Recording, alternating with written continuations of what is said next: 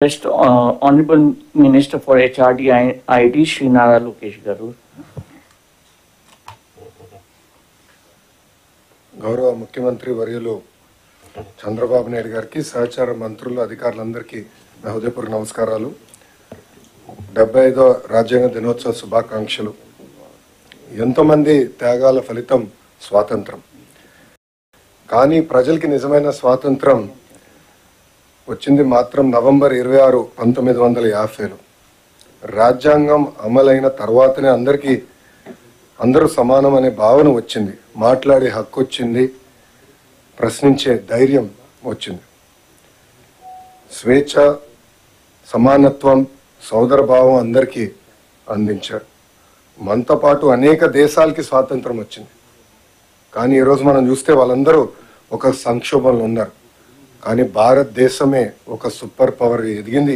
దానికి కారణం మన రాజ్యాంగం. అనేక కులాలు, భాషలు, ప్రాంతాలు ఎన్నో సంక్షోభాలు ఎదుర్కొన్నా ఈరోజు మనందరం ఒకే దేశంగా నిలబడ్డామంటే దాని గొప్పతనం మన రాజ్యాంగం. ఈ సందర్భంగా రాజ్యాంగం రూపకర్తను మనం స్మరించుకోవాల్సిన అవసరం ఉంది. రాజ్యాంగం కమిటీ అధ్యక్షుడిగా డాక్టర్ బిఆర్ అంబేద్కర్ గారు చేసిన కృషి ఒక చరిత్ర. సామాన్య దళిత కుటుంబంలో పుట్టి దేశానికి స్వేచ్ఛ, ప్రజలకి ప్రాథమిక హక్కులు, రక్షణ కల్పించిన గొప్ప వ్యక్తి డాక్టర్ బిఆర్ అంబేద్కర్ గారు. రాజ్యాంగం దుర్వినియోగం జరిగితే రాజ్యాంగాన్నే నేను కాల్చుతానని ధైర్యంగా చెప్పిన వ్యక్తి డాక్టర్ బిఆర్ అంబేద్కర్ గారు. ఇప్పుడే గౌరవ ముఖ్యమంత్రి గారికి నేను చెప్పాను, సార్ ఈ మీటింగ్లో ఐఏఎస్ అధికారులు ఉన్నారు, కానీ ఐపీఎస్ అధికారులు కేవలం హోమ్ సెక్రటరీ గారు తప్ప ఎవరు లేరు ఈ రూమ్లో అని నేను గౌరవ ముఖ్యమంత్రి గారు చెప్పాను. ఇది ఎందుకు చెప్పానంటే గడిచిన 5 సంవత్సరాలు రాజ్యాంగం విలువేంటో తెలుసుకున్న మొదటి వ్యక్తిని నేను చదువుకున్నప్పుడు రాజ్యాంగం గురించి మాట్లాడేవాళ్ళం, నేర్చుకున్నాం. కానీ రాజ్యాంగం విలువేంటో నేను ఈ పుస్తకం పట్టుకుని పాదయాత్ర చేస్తాం జరిగింది. నేను ఆ రోజు అధికారులతో మాట్లాడేటప్పుడు కూడా ఎక్కడ మార్కింగ్ చేశానో ఆ మార్కింగ్ కూడా ఇప్పటికి అట్లనే ఉంది.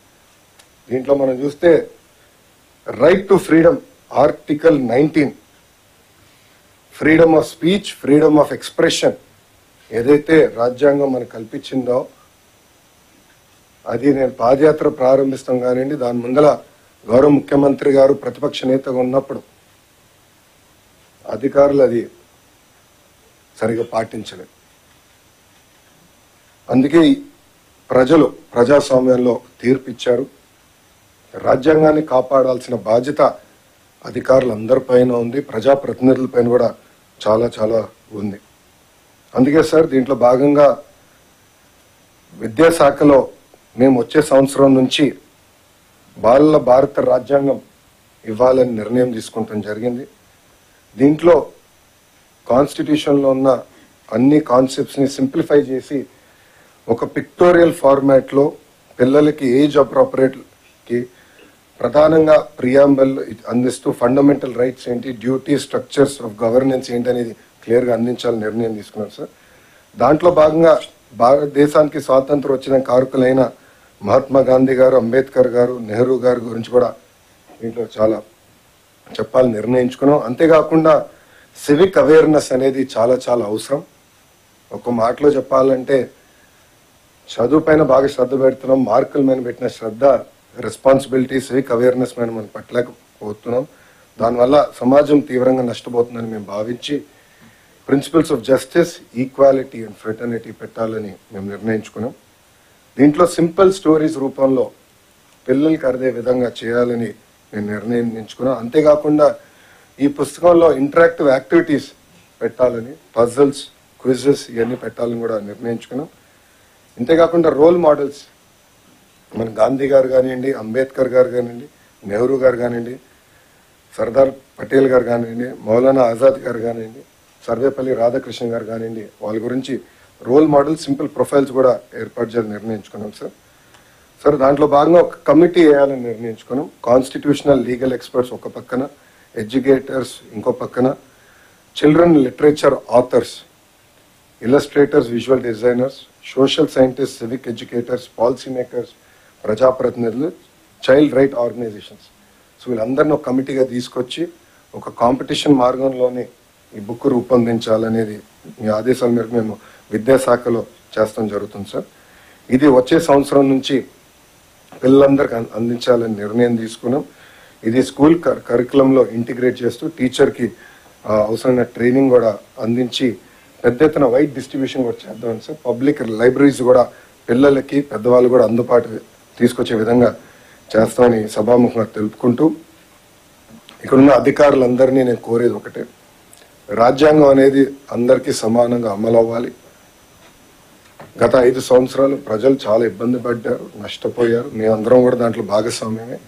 ఈరోజు ఈ రాజ్యాంగాన్ని సమానంగా అందరికి అమలు చేయాలని ఈ సభాముఖంగా అధికారులందరినీ నేను కోరుకుంటూ, ఒక ఆంధ్ర మోడల్ ఆఫ్ ఎడ్యుకేషన్ తీసుకురావాలనేది గౌరవ ముఖ్యమంత్రి గారు ఇప్పటికీ మాకు చెప్తాం జరిగింది. దాంట్లో మేమందరం అహర్నిశలు కష్టపడుతున్న డిపార్ట్మెంట్ కూడా చాలా ఇది సీరియస్గా తీసుకుంటాం జరుగుతుంది. దాంట్లో భాగంగా పిల్లలకి బాల రాజ్యాంగం అనేది అమలు చేయాలని నిర్ణయం తీసుకున్నానని సభాముఖం మీ అందరు తెలుపుకుంటూ, రాజ్యాంగంలో sir we the people of India అంటారు. నేను I truly believe that we must also recognise that we the children of India. ఎందుకంటే పిల్లలే మన భవిష్యత్తు, పిల్లలే మన సంపద. రాబోయే దశాబ్దాలు దేశం అగ్ర దేశంగా ఎదగాలి, నంబర్ 1గా ఎదగాలంటే ఇప్పుడు మన పిల్లల పైన ఆధారపడి ఉంటుంది. దీనికోసం అందరం భాగస్వామ్యం అవ్వాలి. ఈ కార్యక్రమాన్ని జయప్రదం చేయాలని ఈ సభాముఖంగా కోరుకుంటూ మీ అందరి నుంచి సెలవు తీసుకుంటున్నా. అందరికీ నమస్కారం. జై హింద్.